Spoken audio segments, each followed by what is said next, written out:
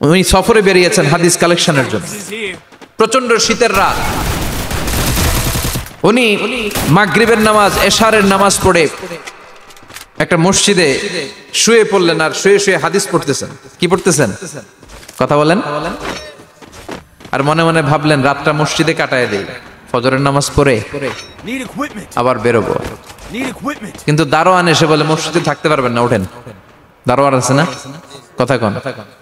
আহমদ ইবনে হাম্বল বললেন আমি শুধু রাতটা থাকতে চাই, আমি তো ফজরেরও মুসল্লি, ফজর নামাজ পড়বো তো এই মসজিদে, আমার থাকতে দাও। দারোয়ান তো দেয় না, কেন?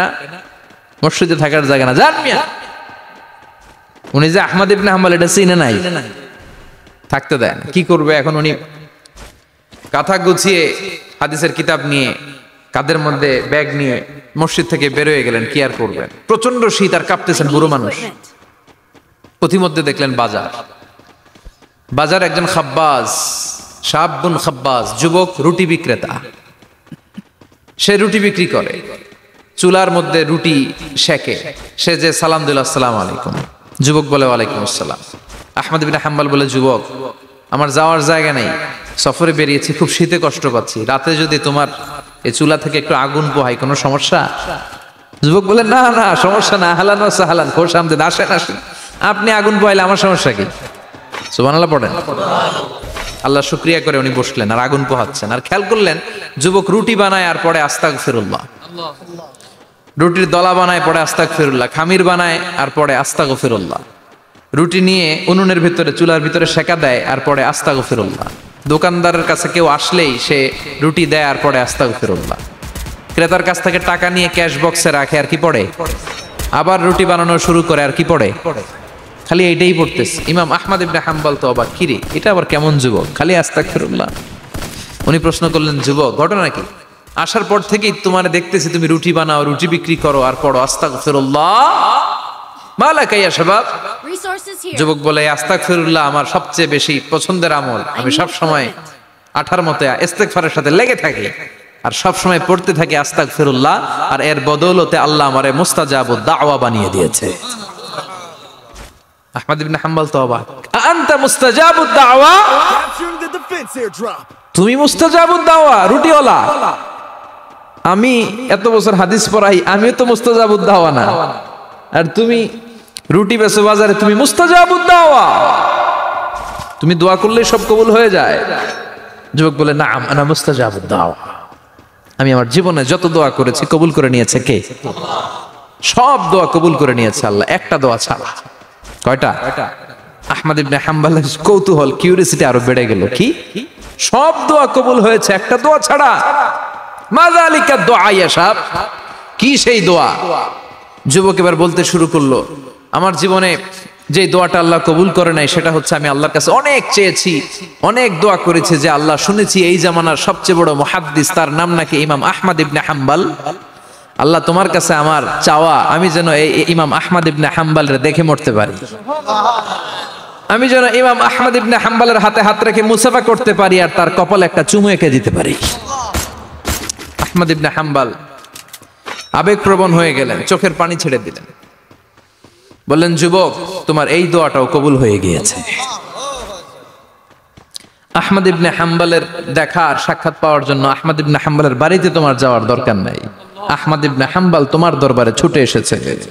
আনা আহমদ ইবনে হাম্বল মুহাদ্দিসুদ দাহর, আমি নিজেই আহমদ ইবনে হাম্বল। যুবক চোখের পানি ছেড়ে দেয়, আহমদ ইবনে হাম্বল চোখের পানি ছেড়ে দেয়। যুবক চিৎকার মেরে ইমাম আহমদ ইবনে হাম্বলকে জড়িয়ে ধরে, হাতে হাত রেখে মুসাফা করে, কপালের মধ্যে চুমু খায় আর আল্লাহর শুকরিয়া করে বলে ও ইমাম আসলে এই দোয়াটাও আল্লাহ আজকে কবুল করে নিল। বিশ্বাস হয়? সবসময় ইস্তেগফার পড়লে আপনার দোয়াগুলোর এইভাবে কবুল করে নিবে কে? এই পাঁচটা জিনিস পাবেন সবসময় যদি ইস্তেগফারের সাথে লেগে থাকেন। রাজি আছেন তো?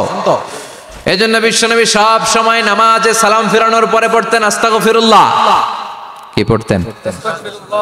3 বার পড়তেন আস্তাগফিরুল্লাহ, আস্তাগফিরুল্লাহ, আস্তাগফিরুল্লাহ। পড়তে রাজি আছেন? ইস্তেগফারের অনেকগুলো আলফাজ আছে, সবচেয়ে ছোট ইস্তেগফার হচ্ছে এটা আস্তাগফিরুল্লাহ, আস্তাগফিরুল্লাহ। আরো আছে আস্তাগফিরুল্লাহ আল্লাযী লা ইলাহা ইল্লা হুয়াল হাইয়ুল কাইয়্যুম আতুবু ইলাইহি, বিশ্বনবী বলেন এই ইস্তেগফারটা যদি কেউ পড়ে, আত-তাওয়াল্লি মিন ইয়াউমিজ যাহাফ, যুদ্ধের ময়দান থেকে পালিয়ে আসা কবিরা গুনাহ। কি গুনাহ? কাফেরদের সাথে যুদ্ধ, আমি তাগড়া যুবক, তলোয়ার নিয়ে নেমেছি, আমার দেহের এক ফোঁটা রক্ত থাকা পর্যন্ত আমি যুদ্ধ চালিয়ে যাব, আমি ফিরে আসতে পারবো না, আইনটা কার? ফিরে আসলে কবিরা গুনাহ। বিশ্বনবী বলেন যুদ্ধের ময়দান থেকে ফিরে এসেছে এরকম কবিরা গুনাহ অবলম্বনকারীও যদি আস্তাগফিরুল্লাহ আল্লাযী লা ইলাহা ইল্লা হুয়াল হাইয়ুল কাইয়্যুম ওয়া আতুবু ইলাইহি পড়ে, ওই কবিরা গুনাহকারীকেও ক্ষমা করে দিবে কে? পড়তে রাজি আছেন তো? আবার সাইয়েদনা আবু বকর বললেন, ইয়া রাসূলুল্লাহ আল্লিমনি দুআআন আদউ বিহি ফি সালাতি, এমন দোয়া আপনি আমারে শিক্ষা দেন যেই দোয়াটা আমি নামাজে পড়তে পারি। বিশ্বনবী বললেন, পড়ো আল্লাহুম্মা ইন্নী যালামতু নাফসি যুলমান কাসীরান ওয়া লা ইয়াগফিরুয যুনুবা ইল্লা আনতা ফাগফিরলি মাগফিরাতাম মিন ইনদিক ইন্নাকা আনতাল গফুরুর রহিম। সুবহানাল্লাহ পড়েন। এটাও ইস্তেগফার। আমরা এটার বলে দোয়া মাসুরা, সালাম ফেরানোর আগে পড়ি না? যেখানেই ক্ষমা চাওয়ার কথা আছে ওইটারই কি বলে? ইস্তেগফার। আল্লাহুম্মা ইন্নী যালামতু নাফসি, আল্লাহ জুলুম করেছি, যুলমান কাসীরা, অনেক জুলুম, ওয়ালা ইয়াগফিরুয যুনুবা ইল্লা আনতা, তুমি ছাড়া এই গুনাহ ক্ষমা করার তো কেউ নাই, ফাগফিরলি মাগফিরাতাম মিন ইনদিক, তোমার দয়ায় আমারে ক্ষমা করে দাও, ইন্নাকা আনতাল গফুরুর রহিম, তুমি হলা ক্ষমাশীল। ঠিক কি না? এটাও ইস্তেগফার, এটাও পড়বেন। আর এই সব ইস্তেগফারের শ্রেষ্ঠ ইস্তেগফারের নাম সাইয়্যিদুল ইস্তেগফার। যত ইস্তেগফার হতে পারে এর মধ্যে সবচেয়ে শ্রেষ্ঠতম ইস্তেগফার নাম কি? কথা কন। বুখারীর বর্ণনা, শাদ্দাদ ইবনে আউস রাদিয়াল্লাহু তাআলা আনহু বর্ণনা করেন, এই সাইয়্যিদুল ইস্তেগফার দিনের বেলা যে পড়বে ওই দিনে মারা গেলে সে জান্নাতি। এই সাইয়্যিদুল ইস্তেগফার রাতের বেলা যে পড়বে ওই রাতে যদি ইন্তেকাল হয় ওই লোকটা জান্নাতি। মুখস্থ আছে না? কার কার মুখস্থ হাত তুলেন। মাশাআল্লাহ, তাবারাকাল্লাহ, মাশাআল্লাহ, মাশাআল্লাহ। আর যাদের নাই তাদের হোমওয়ার্ক, তাদের আল্লাহুম্মা আনতা রাব্বি লা ইলাহা ইল্লা আনতা খালাকতানি ওয়া আনা আবদুক ওয়া আনা আলা আহদিকা ওয়া ওয়া'দিকা মাস্তাতা'তু আউযু বিকা মিন শাররি মা সানা'তু আবু'ু লাকা বিনি'মাতিকা আলাইয়া ওয়া আবু'ু লাকা বিযামবি ফাগফিরলি ফাইন্নাহু লা ইয়াগফিরুয যুনুবা ইল্লা আনতা। সুবহানাল্লাহ পড়েন। আজকে রাতে পড়ছেন, মারা গেলে জান্নাতি। চিল্লায় পড়েন না আল্লাহু আকবার। এজন্য বিশ্বনবী বলেন আমার আগের গুনাহ মাফ, পরের গুনাহ মাফ, তারপরেও প্রতিদিন আমি 70 বার তওবা ইস্তেগফার পড়ি। আজকে থেকে পড়তে রাজি আছেন তো? বেশি বেশি ইস্তেগফার পড়া যাবে না? একটু প্রাণ খুলে দিল খুলে আওয়াজ করে পড়েন তো আস্তাগফিরুল্লাহ। আর জোরে পড়েন আস্তাগফিরুল্লাহ। আবার সবাই পড়েন আস্তাগফিরুল্লাহ। সব সময় তওবা ইস্তেগফার যারা পড়ে তাদেরকে পছন্দ করে কে? সব সময় জিকির করে করে জিহ্বাটারে যারা ভিজিয়ে রাখে তাদেরকেও পছন্দ করে কে? আল্লাহ বলেন ওয়াজকুর রাব্বাকা ফি নাফসিকা তাদাররুআন ওয়া খীফাতান ওয়া দুনাল জাহরি মিনাল কওলি বিল গুদুবি ওয়াল আসাল ওয়া লা তাকুম মিনাল গাফিলিন। সুবহানাল্লাহ পড়েন। আল্লাহ বলেন ওয়াজকুর রাব্বাকা ফি নাফসিক, আল্লাহরে মনে মনে ডাকো, তাদাররুআন ওয়া খীফা, আল্লাহর জিকির করতে আল্লাহ বলেছেন ফি নাফসিক। বুঝতেছেন না অর্থ? ফি নাফসিকা, মনে মনে আল্লাহর জিকিরটা করো। তাদাররুআন ওয়া খীফা, তাদাররুআন মানে বিনয়ের সাথে, with full of humility, submission and humbleness, বিনয়ের সাথে আল্লাহরে ডাকো। ওয়া খীফা, গোপনে গোপনে ডাকো। দুনাল জাহারি মিনাল কওল, চিৎকার চেঁচামেচি করে ডেকো না। কার কথা? আওয়াজ করে জিকির করো না। এই যে আমরা মাহফিলে লা ইলাহা ইল্লাল্লাহ জিকির করে, এটা তালিমান। উদ্দেশ্য কি? তালিমের জন্য আওয়াজ করে জিকির জায়েজ আছে, কিন্তু ব্যক্তিগত জিকিরের যে ইবাদতটা এটা আস্তে আস্তে হইতে হবে, এটা ভদ্রভাবে হতে হবে, চিল্লাচিল্লি করে নয়। আবার তালিমের জিকির ওইটাও ভদ্রভাবে। ইন্নাল্লাহা জামিল ইউহিব্বুল জামাল, আমার আল্লাহ সুন্দর, আমার আল্লাহর জিকিরের মধ্যেও সৌন্দর্য আছে না নাই? কিন্তু এদেশে জিকিরের ভেতরে লাফালাফি আছে না নাই? বেশি না কম? কি বসেন বসেন, হ্যাঁ বসে যান তো, অনেক ধরনের আছে জিকির। হ্যাঁ বসেন বসেন, বসে যান।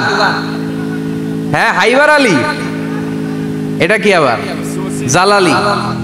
তো এই যে ইন্নাল্লাহা জামিল ইউহিব্বুল জামাল, আমার আল্লাহ সুন্দর, আমার আল্লাহর জিকিরের মধ্যেও সৌন্দর্য আছে না নাই?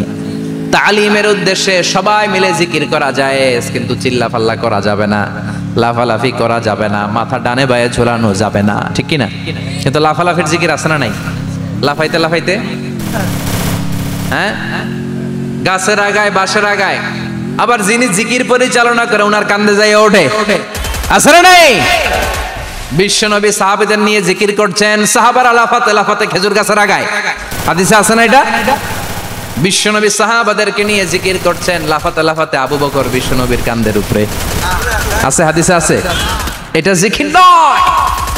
কি সুন্দর দেখেন, ইসলাম বোঝা কত সহজ। ওয়াজকুর রাব্বাকা ফি নাফসিকা তাদাররুআ ওয়া খাইফা, গোপনে জিকির করো, ভদ্রতার সাথে বিনয়ের সাথে জিকির করো। ওয়ালা তাকুম মিনাল গাফিলিন দুনাল জাহারি মিনাল কওল, চিৎকার চেঁচামেচি করে জিকির করো না।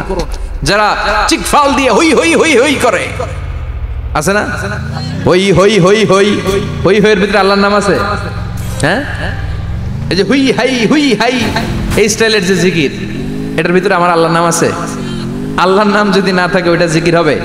কথা বলেন।